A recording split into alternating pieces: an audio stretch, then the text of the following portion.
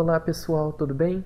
Dando continuidade às nossas aulas, hoje iniciaremos o assunto da aula 7, que seriam as bactérias e arqueias, seguindo o cronograma de Biologia Frente 2 para os alunos do Cursinho Popular da Faculdade de Direito de Ribeirão Preto.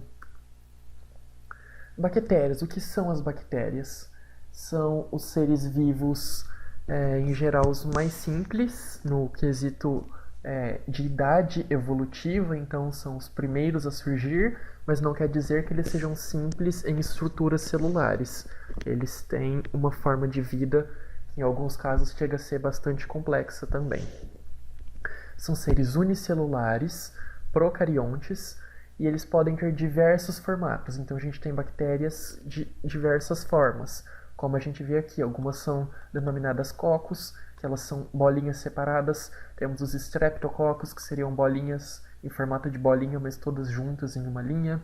Temos os diplococcus, que seriam uma coloninha de duas bactérias. Os estafilococcus, quando são várias e várias bactérias agregadas. Espirilos, com esse formato um pouco mais fino e alongado, e geralmente alguns flagelos para motilidade. Temos formato de vibriões, bacilos, bactérias com flagelos, sem flagelos. Elas podem ter várias e várias formas e características. E como a gente já viu, elas podem viver como indivíduos livres ou em colônias. Então elas podem estar separadinhas uma das outras ou elas podem estar todas juntas. Aqui a gente também vê o mesmo com os bacilos. Os bacilos podem ser do tipo de vida separados ou eles podem estar todos juntinhos, com as pontas quase que conectadas.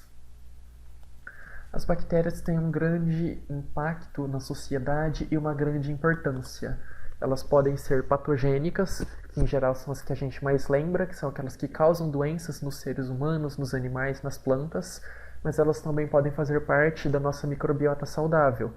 Então, elas podem fazer parte da composição da nossa pele, da parte mais externa, e ajudar na proteção da nossa pele. Ou elas podem estar nos nossos intestinos e nos ajudar na digestão, na secreção de substâncias que podem ser muito importantes para nós, na ativação de alguns medicamentos.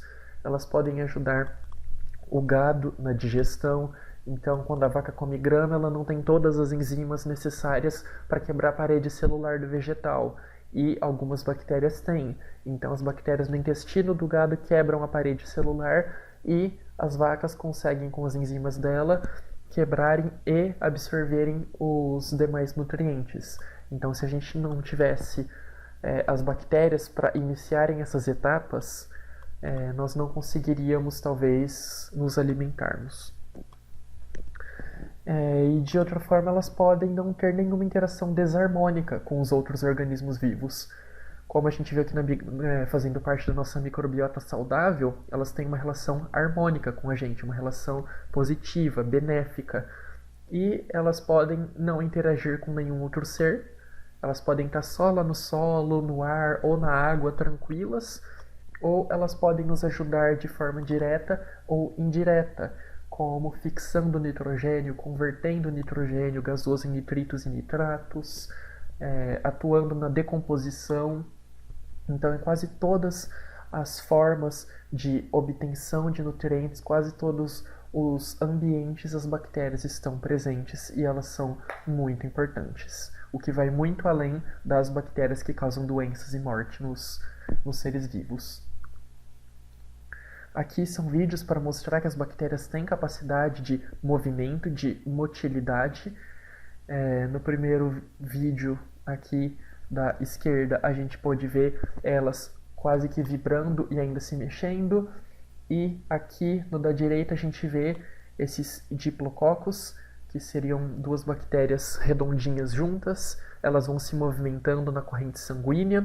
Aqui são as nossas células vermelhas, essas redondas maiores, e essa daqui que está perseguindo as bactérias é uma célula branca, uma célula de defesa que está correndo atrás da bactéria para conseguir fagocitar, ou seja, ingerir essa bactéria e livrar o corpo de algum efeito danoso que essa bactéria poderia causar. Como que esses essas células brancas conseguem seguir, por causa que quando as bactérias vão se movimentando, é natural que elas vão liberando algumas substâncias no ambiente. E as nossas células de defesa percebem essas substâncias e vão seguindo o caminho dessas substâncias que a gente chama de citocinas. Então, as células de defesa enxergam essas citocinas e correm atrás delas até atingirem as bactérias e vão comendo o máximo de bactérias possível. Como que é a estrutura de uma célula bacteriana, ou seja, de uma célula procarionte? Ela tem algumas estruturas obrigatórias, como o citoplasma, que seria aquele fluido gelatinoso onde tudo está disperso. Tem os ribossomos, que são como se fossem organelas proteicas, então a composição dessas organelas é inteira de proteína e elas têm função de fazer a síntese de novas proteínas. Então a composição dela é proteica e ela faz novas proteínas. Outras estruturas obrigatórias, também em vermelho, a membrana plasmática lipídica, envolvendo o entorno da célula para manter todo o material lá dentro, senão o citoplasma se espalharia e a bactéria estaria morta.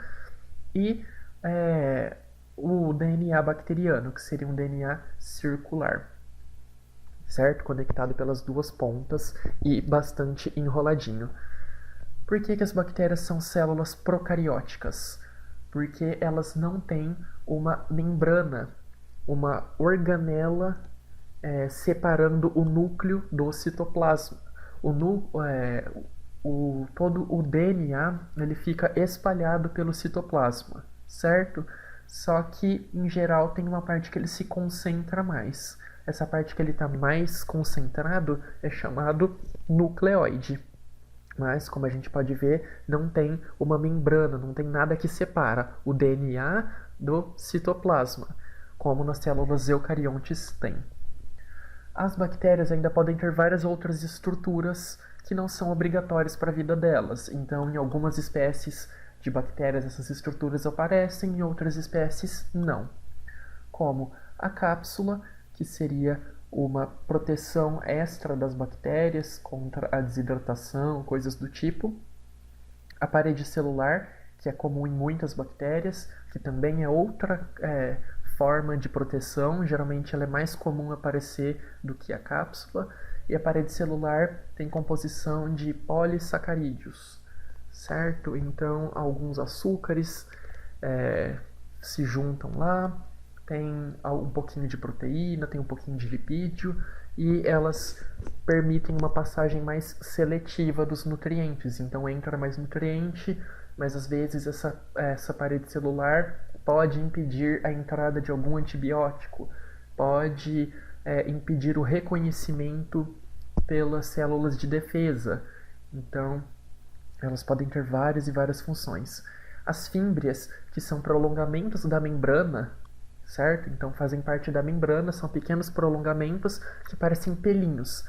Eles podem estar relacionados à reprodução sexuada das bactérias, que é um pouquinho menos comum, e principalmente a adesão. Então as bactérias se fixarem em alguma superfície, elas usam as fímbrias. O pilus seria uma fímbria, só que mais com o intuito da reprodução sexual. Então também seria uma projeção da membrana, mas o pilus é mais com o intuito sexual. Ele não tem o intuito de prender em superfícies, no máximo prender uma bactéria na bactéria vizinha. E o plasmídio, que são pequenas quantidades de DNA circular que não é obrigatório para a bactéria. Então eles têm... Algumas bactérias têm esses plasmídios, certo? Essas moléculas circulares de DNA pequenas que ficam no citoplasma, e elas têm genes adicionais à sobrevivência. Então não é necessariamente um gene para síntese de uma proteína muito importante para a bactéria, ou ajudar na síntese de lipídios. Não. O DNA que está nesse plasmídio tem informações genéticas para produzir, por exemplo, proteínas que combatem antibióticos. Então, dá uma força extra para as bactérias no quesito de vida, de resistência, certo? Então os plasmídios podem ser muito importantes para as bactérias, mas eles não são obrigatórios de estar nelas. Todos os genes para a vida das bactérias mesmo estão na região do nucleoide. E elas podem ter os mesossomos, que são algumas estruturas que ficam grudadas na membrana plasmática e ajudam uma respiração celular e local de interação para o DNA. Então o DNA interage nessas regiões e aí fica mais retido num cantinho, formando o nucleoide. As bactérias podem ser autótrofas, do tipo quimiosintetizante. Então, o que significaria autótrofas? Elas produzem a matéria orgânica, elas produzem o alimento delas a partir de substâncias inorgânicas. E o que significa quimiosintetizante? Que elas realizam reações oxidativas para a produção de compostos orgânicos. Elas não utilizam a luz, elas utilizam alguns compostos. Então elas fazem reações redox, de oxidação e redução, e a partir da energia que ela tira dessas reações, ela faz as moléculas orgânicas para ela sobreviver. Tem vários e vários tipos de bactérias quimiosintetizantes e elas são muito importantes para a gente, certo? Tem as nitrificantes, por exemplo, que confundem amônia e nitrato. A gente tem as fixadoras, que pegam o nitrogênio gasoso e passam para a forma de amônia, algumas para a forma de nitritos e nitratos, etc. Certo? Uma espécie de bactéria muito importante do tipo quimiosintetizante é o Rhizobium leguminosarum, que, como a gente já viu nas aulas de interações interespecíficas, podem formar os rizóbios, certo? O que são esses rizóbios? Quando algumas bactérias ou cianobactérias elas entram nas células da raiz de algumas plantas leguminosas, como feijão, soja, etc. E lá elas ficam abrigadas e, em contribuição, elas liberam esses produtos de nitrogênio, porque as plantas não conseguem absorver, nem a gente consegue absorver nitrogênio gasoso, então precisa de estar na forma de amônia, nitritos, nitratos, e é isso que esses rizóbios fazem nessas bolinhas. Então essas bolinhas são protuberâncias das células das raízes de leguminosas cheias dessas bactérias. Então essas bactérias não são parasitas para essas plantas. Essas bactérias são muito importantes para a vida dessas plantas, porque elas liberam nutrientes constantemente. E ainda tem outras bactérias quimiosintetizantes que usam enxofre como forma de vida, vários elementos que elas podem usar. Então algumas podem usar ferro, enxofre, etc.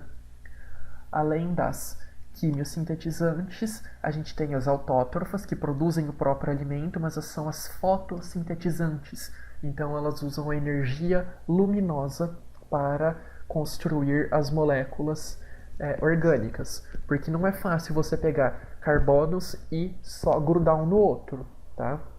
Você precisa de energia para isso, para que eles se liguem. Senão seria a mesma coisa que pegar uma porta de madeira e encostar em outra porta de madeira. Elas não vão grudar, tá? Seria representando esses átomos. Precisaria de uma energia extra para que formasse uma ligação entre eles. As principais fotossintetizantes são as cianobactérias, que eu tinha acabado de citar. Elas têm alguns pigmentos em lamelas membranosas, ou seja, elas têm umas protuberânciazinhas nas membranas. Então tem a membrana da bactéria, ela pode ter algumas membranas fotossintéticas, e nessas membranas tem umas regiõezinhas ricas em clorofila. Não é a mesma clorofila que as plantas em geral, tá? Seriam só clorofilas bacterianas. A diferença é bem pouca na estrutura. A função é a mesma. E essa clorofila, ela fica nessas lamelinhas, tá? Fica grudada na membrana. Ela não fica em organelas como nas plantas. As plantas têm organelas chamadas cloroplastos e fica toda a clorofila dentro dessas organelas. Como a gente já viu, as bactérias não têm organelas. elas não têm nenhuma organela membranosa. Então elas não têm complexo de Golgi, elas não têm lisossomos, etc. Tá? Elas não têm mitocôndrias, coisas do tipo. A única organela que elas têm são os ribossomos, que são organelas proteicas, então não tem uma membrana lipídica. As sulfobactérias não têm clorofila A, mas elas têm as bacterioclorofilas, como a gente tinha comentado. E esse tipo de bactéria aqui, a sulfo, elas não usam água na reação delas, como aceptor final, na verdade o hidrogênio, né, como aceptor de... o hidrogênio e o oxigênio como aceptores de elétrons, mas ela usa o ácido sulfídrico, que seria o H2S. E a gente tem esse tipo especial de bactéria, chamada bactérias púrpuras, que realizam um tipo de fotossíntese muito diferente do que a gente conhece, que elas não precisam de oxigênio, nem geram oxigênio, tá bom? Mas esse é só um caso especial para salientar. Como que acontece aqui o processo de geração de energia da fotossíntese? As cianobactérias usam o gás carbônico, algumas moléculas de água, mais energia luminosa e produzem açúcar, tá? Isso daqui é a glicose, estrutura, a fórmula molecular da glicose. Elas liberam oxigênio e liberam um pouquinho menos de água do que elas usaram na reação. Então elas usam 12 águas e elas liberam 6 no final. E as sulfobactérias é quase a mesma reação que as cianobactérias, só que em vez de usar água, elas usam ácido sulfídrico. Então, em vez de liberarem oxigênio para o ambiente, elas liberam enxofre gasoso para o ambiente. Mas a forma de obtenção de energia, basicamente, a mesma. Aqui a gente pode ver as cianobactérias. Por que elas se chamam cianobactérias? Por causa da cor delas. Então, ciano lembra um verde um pouco mais azulado. Aqui a gente vê no mar regiões com muita concentração de cianobactérias. Então, em alguns lugares, se fica água parada e elas vão se concentrando lá, elas podem se multiplicar e deixar a água esverdeada. E aqui são elas vistas no microscópio, porque, como vocês devem lembrar, bactérias elas só são possíveis de ver no microscópio. Até hoje, só foi encontrada uma espécie de bactéria que você consegue enxergar com o olho nu. Ela tem 0,2 milímetros. Então, pega 1 milímetro e divide por 5, é o tamanho dessa bactéria. Mas ela é a única. Todas as outras só são vistas por microscópio. E aqui, cada uma dessas é uma célula bacteriana. Tá vendo que elas ficam ligadas entre si como se fosse uma linha. Ok? Uma coluninha delas. E, além das autótrofas, a gente tem as heterótrofas. Então, elas não produzem o próprio alimento, então elas não têm a própria fonte de energia a partir de moléculas orgânicas. Elas precisam pegar moléculas orgânicas do meio. Geralmente, essas são as parasitas, ou também as decompositoras. Então, as bactérias decompositoras, elas não produzem o próprio alimento, da onde elas tiram de outros seres vivos que estão mortos. E elas ajudam na decomposição e degradação dessa matéria orgânica. Então, elas pegam a matéria orgânica de outras fontes e, na hora, depois que elas consomem tudo, elas podem liberar restos de matéria orgânica ou liberar tudo na forma mínima já de moléculas inorgânicas, como sais minerais, água, gases, como oxigênio, gás carbônico. Como elas precisam ingerir alimentos, mas elas não têm capacidade de digestão, então uma bactéria não tem estômago, ela não tem como digerir o alimento dela bonitinho. O que ela faz? Ela produz algumas enzimas com capacidade de digestão, então essas enzimas quebram o alimento em partes menores, como se ela produzisse milhões de tesourinhas. E essa tesourinha vai lá e corta o alimento de uma forma tão pequena que a bactéria consegue absorver. Essas enzimas ficam em vesículas, então uma regiãozinha protegida por membrana, e as bactérias fazem o processo de exocitose. Então tem a célula bacteriana, aqui a membrana, aqui a vesícula com as enzimas dela. Essa vesícula vai saindo, se funde com a membrana externa e são liberadas todas as enzimas para o meio extracelular. Então é como se elas cuspissem as enzimas dela. As enzimas picam todo o alimento e depois elas precisam absorver, que é pelo processo de endocitose. Então, as partículas de alimento podem se grudar na membrana. Essa membrana ela vai invaginando, ou seja, ela forma uma protusão para dentro, engloba esses nutrientes e são absorvidos e utilizados pelas bactérias depois. Certo? Então, são as decompositoras, porque pensa, um animal morreu. Não tem como as bactérias microscópicas comerem o animal, porque elas são muito menores do que ele. Então, o que ela faz? Elas vão digerindo o animal e absorvendo ele aos poucos. Liberação de energia. Como que acontece nas bactérias? Quando elas degradam a matéria orgânica, elas podem liberar energia, ou seja, usar a energia que tinha dentro daquelas ligações da molécula orgânica por várias formas. Uma das formas é a respiração celular, que acontece nas bactérias aeróbias. O que são as bactérias aeróbias?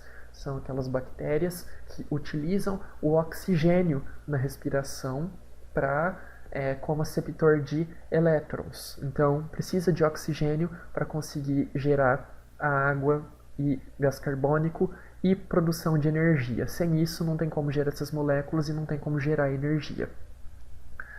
Tudo isso acontece numa parte dos mesossomos, ok? Lá no citosol.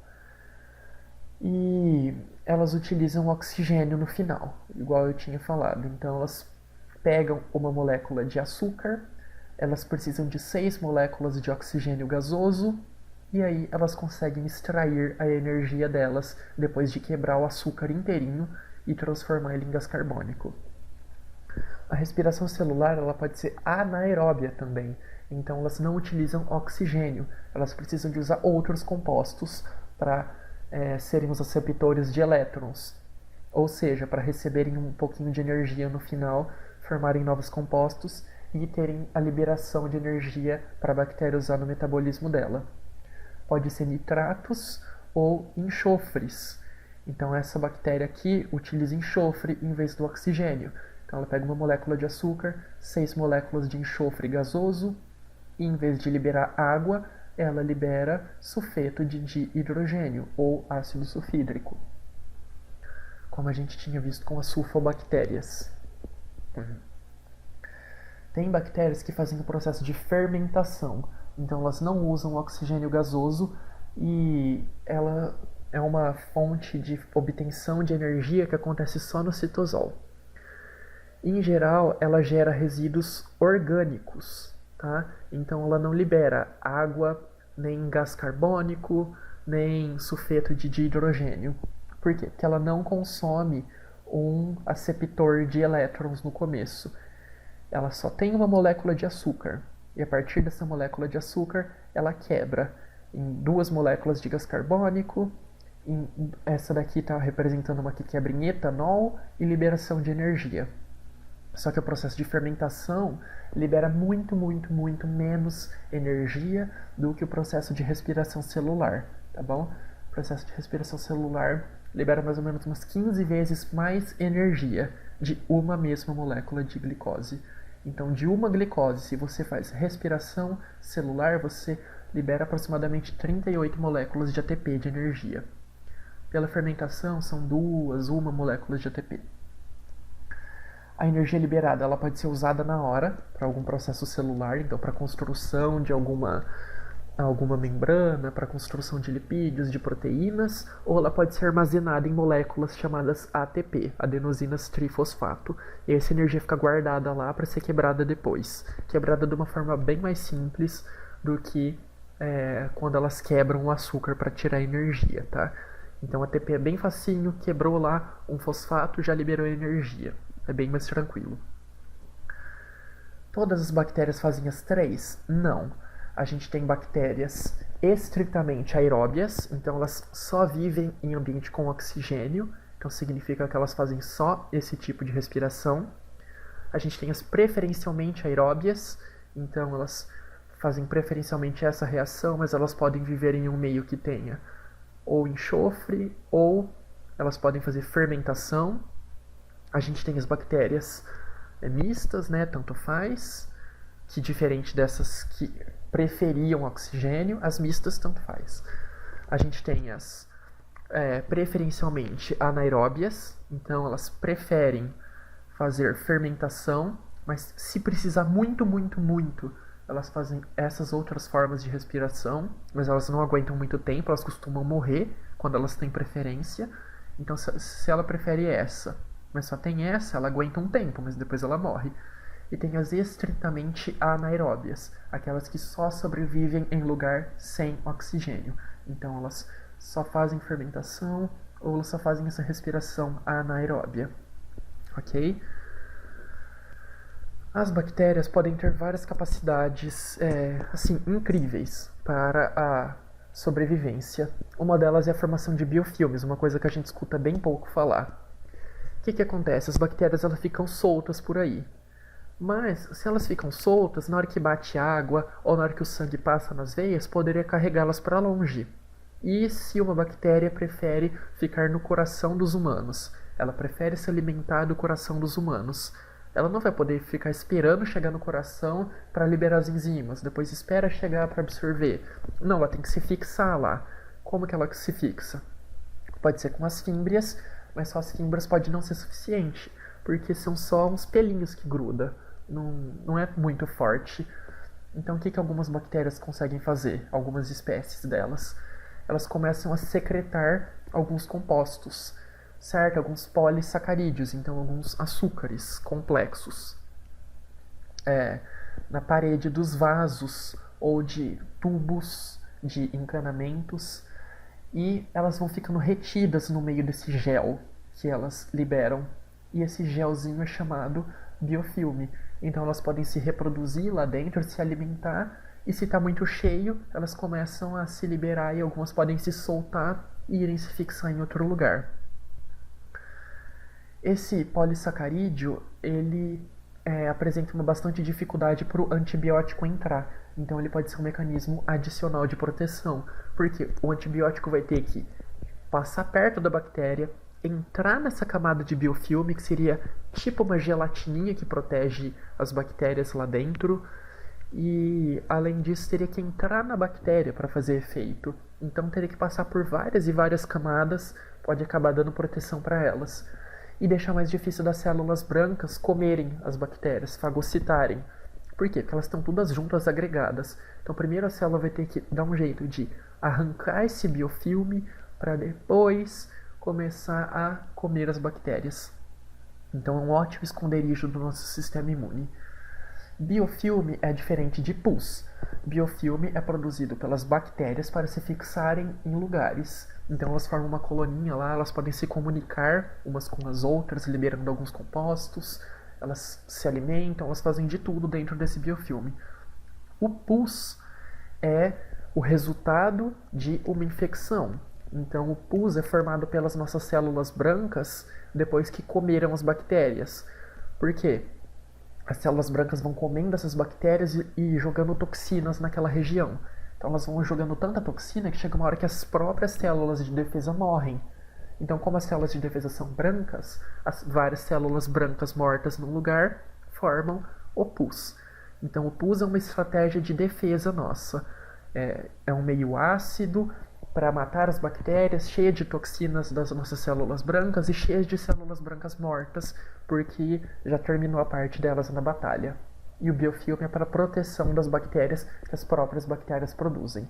Aqui a gente pode ver, várias espécies de bactérias protegidas por esse gelzinho. Um exemplo de biofilme seria o que a gente chama de crânia, que seria a sujeira no dente. Essa sujeira no dente, se a gente não escovar os dentes sempre, o que pode formar? A placa. A placa já é um biofilme bem mais resistente. Então, depois de muito tempo, vai tendo várias e várias camadas de bactérias, uma em cima da outra, secretando um monte de biofilme. E isso vai sendo cada vez mais difícil de tirar. E a placa, Em algumas situações, pode juntar com alguns outros compostos e evoluir para o tártaro. Então, vocês sabem o quanto que é difícil remover placa, principalmente. Só mesmo com a escovação é bastante difícil de remover. Então, se a gente, como escova de dente, tem dificuldade para remover essa placa, que esses biofilmes que as bactérias formam na nossa boca, imagina dentro dos nossos vasos sanguíneos para os anticorpos comerem. Para os anticorpos comerem não, né? Para os anticorpos marcarem e as células de defesa comerem.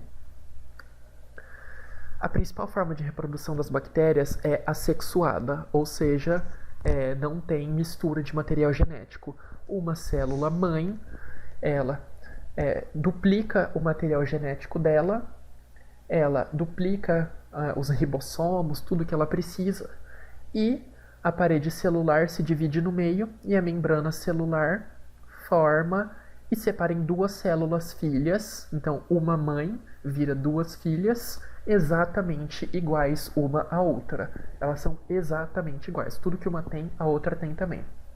Esse processo é chamado como bipartição, porque parte em dois, ou divisão binária, porque divide em dois, ou cisciparidade. São três nomes que significam a mesma coisa.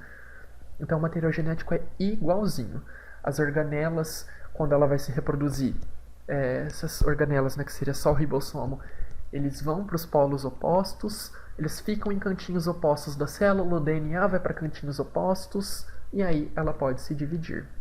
Como se fosse um processo de mitose. Aqui nós temos duas espécies de bactérias que se reproduzem em velocidades diferentes. Esse é um tipo de víbrio e essa daqui é Escherichia coli. Tá vendo? Essa daqui consegue se reproduzir bem mais rápido. Ela não se reproduzem nessa velocidade que a gente está vendo no vídeo, tá? Isso daqui é acelerado. Mas a E. coli, que é essa daqui, ela tem uma média de duplicação a cada 20 minutos. Então, se você põe uma bactéria lá, depois de 20 minutos você tem duas. Daí 20 minutos, cada uma dessas duas vira mais duas. Então você tem uma, depois você tem duas, depois 4, 8, 16, 32, 64, 128, 256 e assim por diante. E em questão de assim, um dia você já tem milhões e milhões de bactérias lá. Isso para essa que se reproduz a cada 20 minutos. Em geral, elas se reproduzem bem rápido, mas nós temos algumas que podem demorar dias para se reproduzir, ou seja, para fazer essa divisão. Existe também uma forma de reprodução sexuada. Como a gente tinha visto, algumas bactérias têm pilos. O que significa essa sexuada? Significa que vai passar um pouco do material genético para as outras. O que geralmente é passado? Os plasmídios. Lembra? DNA circular, pequeno, que pode ou não estar presente nas bactérias e ele não contém as funções vitais, mas ele pode ajudar muito na adaptação. Então, as bactérias têm enzimas que cortam esse plasmídio, cortam uma fita, essa uma fita passa para outra bactéria, essa fita se duplica, então forma uma fita dupla de DNA, porque o material genético das bactérias é fita dupla, e essa outra bactéria passa a ser bactéria positiva também. Então ela tem a capacidade de encontrar outras bactérias e fazer essa reprodução sexuada com elas. Essas bactérias são da mesma espécie, tá? É que algumas dessa espécie têm esse pilus e, obviamente, junto consigo os plasmídios, e outras não têm. As que não têm, depois de receberem o plasmídio, passam a ter o pilus também. Então, conforme elas vão ganhando pilus, elas vão podendo se reproduzir de forma sexuada com as outras. O nome dessa reprodução sexuada é conjugação. Então, elas formam como se fossem cônjuges, tá? Então, a gente tem a célula doadora e a célula recipiente desse material genético. Lembrando, é o material do plasmídio que passa. Uma bactéria pode ter um plasmídio só, ou ela pode ter 3 plasmídios, e esses plasmídios podem ser todos iguais, ou elas podem ter 3 plasmídios completamente diferentes. Então, um plasmídio tem informações para resistência à penicilina, enquanto o outro plasmídio pode ter informações para dar resistência a essa bactéria vancomicina, tá? E é assim que muitas bactérias ganham resistência nos hospitais. Então, uma consegue desenvolver algum gene nesse plasmídio novo e ela vai passando para as vizinhas, vai passando para todo mundo esse gene e todas elas ficam resistentes aos antibióticos. Aqui é o crescimento das bactérias nas plaquinhas, que geralmente a gente faz em laboratório. Então, essa daqui é uma plaquinha que pode ser de plástico ou de vidro. Nela é espalhada tipo uma gelatina que se solidifica. Pode ser agar-agar, que é extraído de fungos, que é um substrato, então tem nutrientes para a bactéria crescer. Tem alguns açúcares, elas tiram o oxigênio do ar, as que precisam, tem um pouquinho de água lá no meio dessa gelatina e elas vão crescendo. Em poucas horas a gente vê o crescimento delas a olho nu. Então elas vão se multiplicando nesse substrato fixas e a gente vai vendo colônias de bactérias. Aqui tem bilhões e bilhões de bactérias para a gente conseguir enxergar. E aqui são elas espalhadas. Geralmente a gente faz isso, deixa umas partes que tem muita bactéria e outras que a gente espalha só um pouquinho, para tentar pegar colônias isoladas. Então aqui é uma colônia isolada. Aqui são colônias que as colônias vizinhas já se juntaram, como a gente vê aqui, ó. As vizinhas crescem tanto que uma sobe na outra e vai misturando tudo, vira um bolo de bactéria lá. E se você usar bactérias diferentes, você pode fazer coisas muito legais numa plaquinha. Esporulação. Também é um processo que nem todas as bactérias fazem, tá? São algumas específicas e elas fazem isso como um mecanismo de sobrevivência.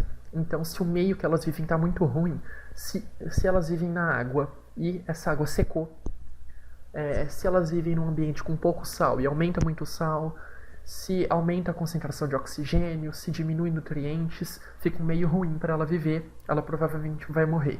O que elas fazem? Elas podem se transformar numa parte inativa de célula. E aí, quando chega num meio bom, ela volta a se ativar. Então ela fica dormente, ela entra em coma, e quando ela volta para um ambiente com água, com temperatura ideal, ela volta da coma sozinha, ok? E elas podem passar dias, semanas, meses e algumas anos na forma de esporos. Por isso que a gente sempre toma cuidado com aquelas notícias de quando o pessoal abre uma tumba de um faraó. Por quê? Pode ter um esporo lá de uma bactéria de 3.000 anos. E alguns ainda podem estar viáveis. E aí a gente pode trazer de volta para o mundo doenças que não eram vistas há 3.000 anos. A mesma coisa com o degelo. Então lá na Antártida tem o permafrost, que seriam camadas de terra lá embaixo do gelo.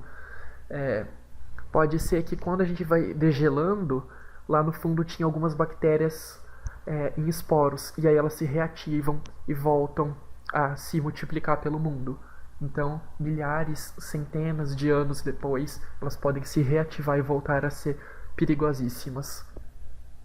Como as bactérias que esporulam fazem para isso? Elas estão lá de boa no meio, vivendo, o meio começa a ficar ruim. Então, elas têm o DNA, elas replicam o DNA e estendem para uma região chamada região axial, tá? Forma um septo, ou seja, uma divisão, forma uma portinha entre essas duas regiões dessa parte do esporo e da célula-mãe. Essa célula-mãe vai protegendo o esporo com membranas. Então também vai secretando muita proteína. Por que ele é resistente? Porque ele tem uma camada enorme de proteínas em volta, que vai dando força para ele e impede de secar, etc. A parte da célula-mãe se desintegra, tá? Todos os cromossomos se desintegram e tudo que vai sobrando é aquele DNA que estava enfiado numa casinha, que a mãe estava protegendo. E aí começa a secretar bastante cálcio, proteínas, esse ácido dipicolínico, e aí forma um esporo bem forte. Aqui, bem roxinho, são células boas, assim, em ambiente, elas estão vivas ainda. Essas células roxinhas com uma pontinha branca que parece uma cabeça de agulha, elas são as células-mãe formando o esporo, e essa só a cabecinha de agulha já é o esporo formado. Algumas bactérias que fazem isso. a bactéria que causa o anthrax, uma doença perigosíssima, e a bactéria que causa que libera a toxina botulínica, certo? Que seria a mesma coisa que o Botox. O Botox é extremamente tóxico. Ele não mata os seres humanos quando usa para o meio estético, porque ele é aplicado em concentrações muito baixas. Mas essas bactérias extremamente perigosas formam esporos.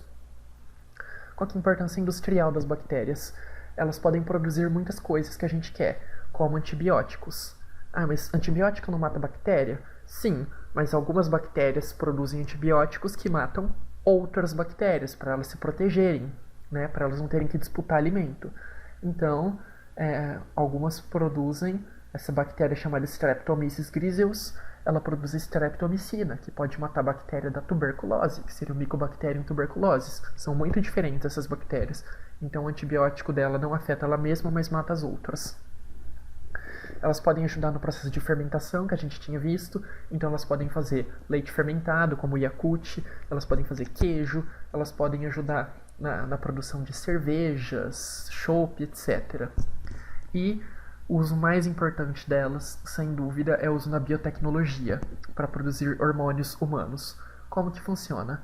A gente pega uma parte de DNA do ser humano. Então, por exemplo, o gene para produzir insulina.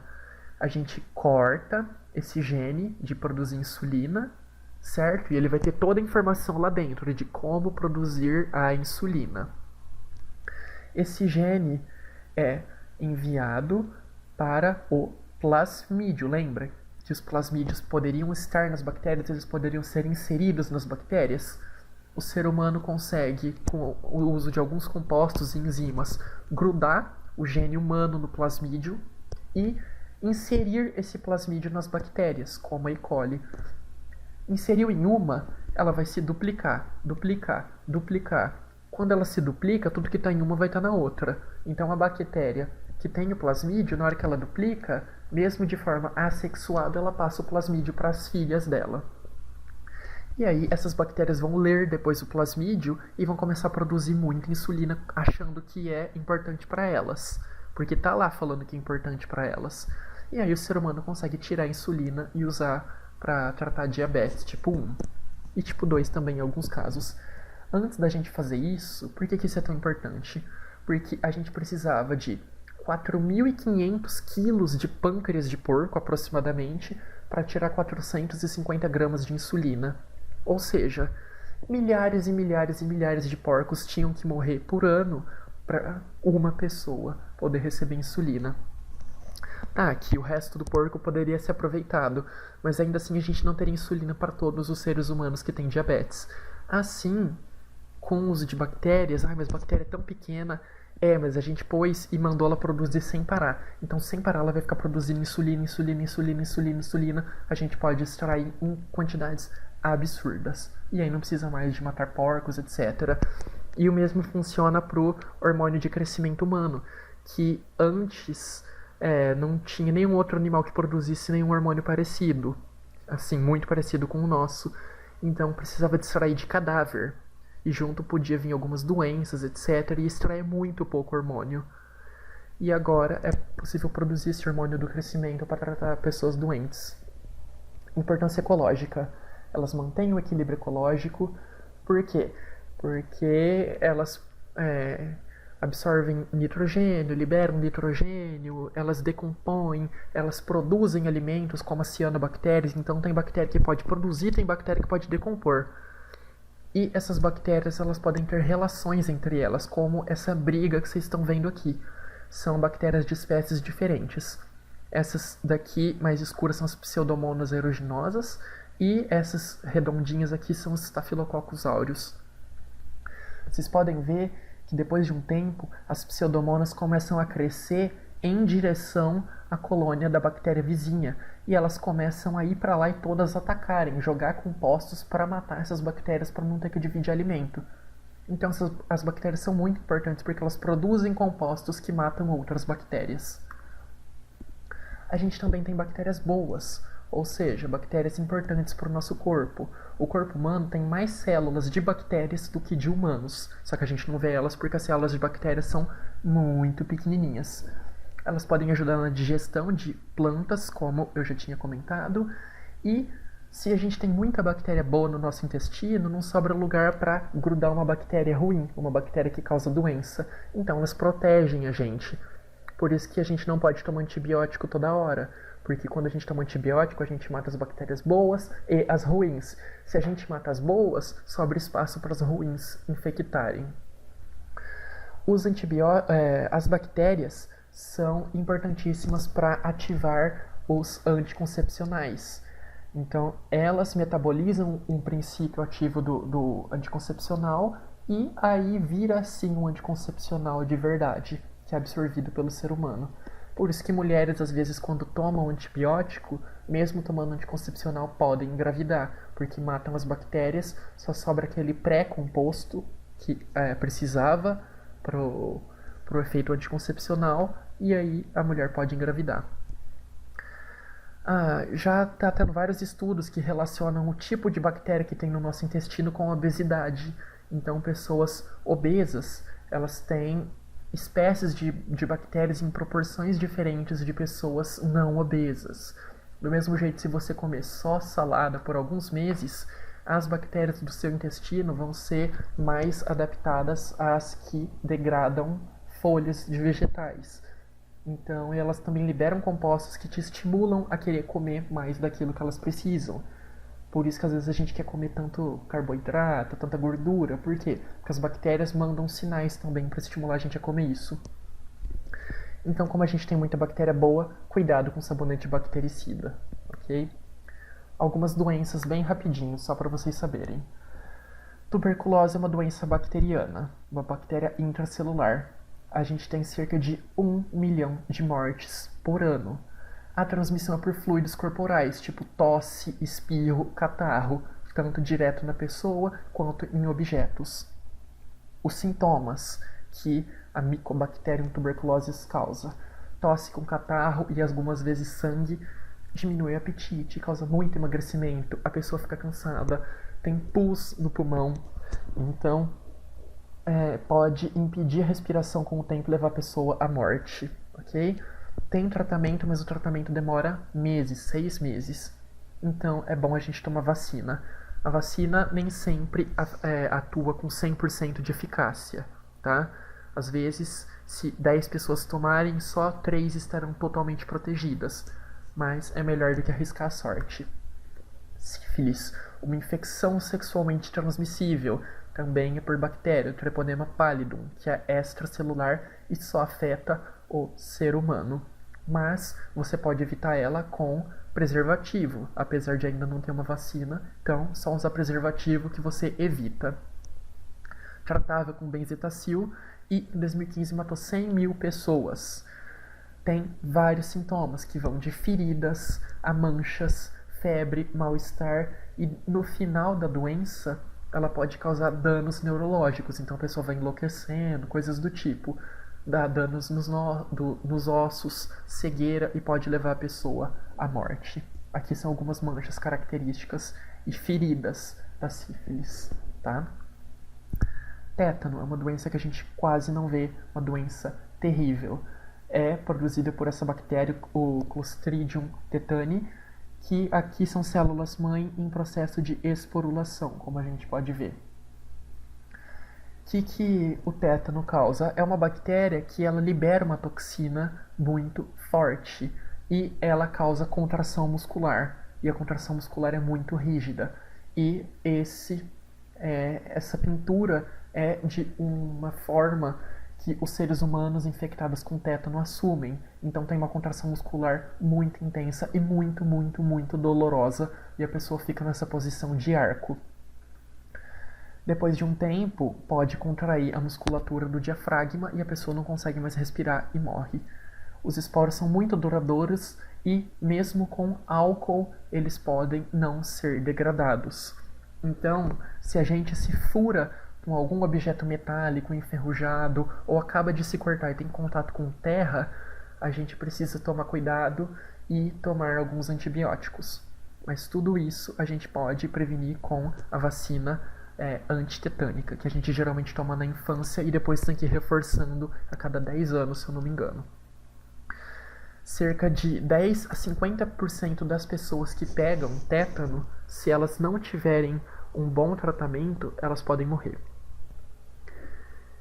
E a peste negra, que matou 1/3 da Europa na Idade Média. É uma bactéria intracelular facultativa. O que significa? Ela não precisa estar obrigatoriamente dentro da célula. Ela pode viver um tempinho fora também.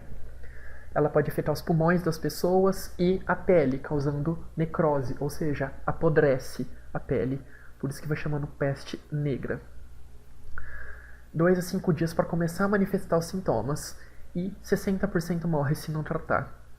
Certo? Até 200 milhões de pessoas morreram durante a Idade Média, ou seja, é como se fosse a população inteira do Brasil morrendo só pela peste negra. Atualmente tem antibiótico, mas a doença ainda não foi extinta, então a gente tem que tomar cuidado para ver se, prestar atenção se a gente não está com essa doença. E é transmitida por picada de pulga, e depois que o ser humano está infectado, as secreções dele, tipo pus que sai dessas feridas, pode contaminar outras pessoas. Aqui são várias outras doenças bacterianas e várias daqui que a gente tem vacina contra. Então a gente tem bactérias que causam acne, botulismo, cárie. Então cárie é causada por bactéria. Coqueluche, clamídia, febre tifoide, gonorreia, que é a infecção sexualmente transmissível, a lepra, que atualmente a gente chama de hanseníase, também matou muita gente na Europa, é por bactéria também. Leptospirose, transmitida por rato, é bactéria. E tifo, vários tipos de tifo também são causados por bactéria. Mas vários a gente tem vacina, ok? E as arqueias, para finalizar, são seres muito parecidos com bactérias. Então são procariontes, unicelulares também. O que é diferente das bactérias? Que a parede celular delas não é de peptidoglicano, tá? Então a composição da parede celular muda. E elas são mais próximas evolutivamente dos eucariotos, ou seja, todos os outros seres, mais perto dos animais, plantas, do que as bactérias. Elas podem ser, geralmente elas são extremófilas, ou seja, elas vivem em condições extremas. Elas podem ser halófilas, ou então viver em regiões com muito sal, tipo o Mar Morto, que nada sobrevive, mas as arqueias sobrevivem. Termoacidófilas, então elas podem viver em ambientes muito quentes, assim, água perto de 100 graus e sobreviverem tranquilas. E lugares muito ácidos ao mesmo tempo, um lugar muito ácido e muito quente, tipo regiões vulcânicas que a gente vê aqui. Tá? Esses dois são regiões vulcânicas, então até perto de vulcão, se tem um vulcão embaixo do mar, aquela água muito quente, com muitos compostos que para a gente pode ser tóxicos, para elas é tranquilo. E temos as metanogênicas, que elas vivem em pântano e no trato digestório, então as arqueias, que são as responsáveis pela digestão, principalmente dos ruminantes, como as vacas. E elas precisam de gás carbônico e hidrogênio para produzir energia. E aí elas liberam metano, que pode ser um grande poluente. E 18% da composição poluente é responsável por aumentar o efeito estufa.